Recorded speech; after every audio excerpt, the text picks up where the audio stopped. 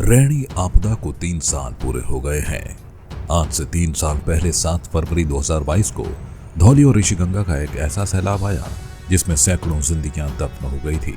3 साल पहले चमोली जिले के रैणी गांव में आई इस भयानक त्रासदी को याद कर आज भी लोग सिहर जाते हैं। इस आपदा में 206 जिंदगियां मलबे में दफन हो गई थी। रैणी आपदा के निशान अभी भी इस इलाके में देखने को मिलते हैं।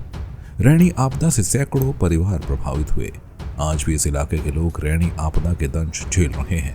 आपदा के दिन को याद करते हुए आज भी लोग डर जाते हैं।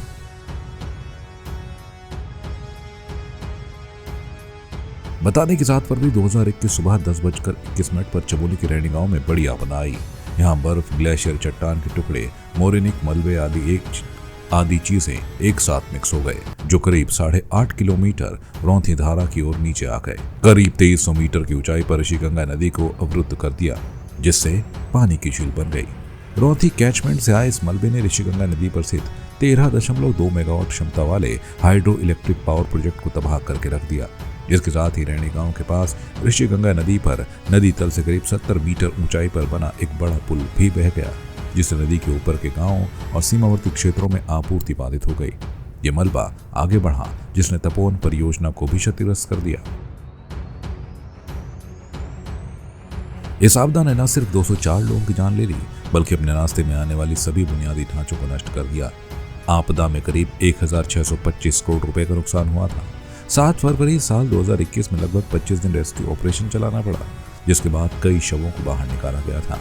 यह आपदा इतनी भयावह थी कि 1 साल बाद तक भी एनटीपीसी की टनल से शव निकलते रहे। आज रैणी आपदा को 3 साल पूरे हो गए हैं। इसके बाद भी रैणी और उसके आसपास के हालात ज्यादा बदले नहीं हैं। यहाँ अभी भी वैसे ही काम हो रहा है। एनटीपीसी टनल में आज भी मजदूर काम कर रहे हैं, मगर अब वे थोड़े सजग हो गए हैं। ग्रामीण भी इस आपदा के बाद चौकन्ने हो गए हैं। सरकार और शासन की ओर से आपदा के बाद जांच और छोटी मोटी कार्रवाइयां हुई, जिसके बाद भी कोई बड़ा रिजल्ट नहीं निकला। रैणी गांव में अर्ली वार्निंग सिस्टम लगा दिया गया है। वार्निंग सिस्टम के जरिए आसपास के गांवों को अलर्ट किया जाएगा, जिससे 5 से 7 मिनट के भीतर पूरे इलाके को खाली कराया जा सके। संवाद 365 के लिए ब्यूरो रिपोर्ट।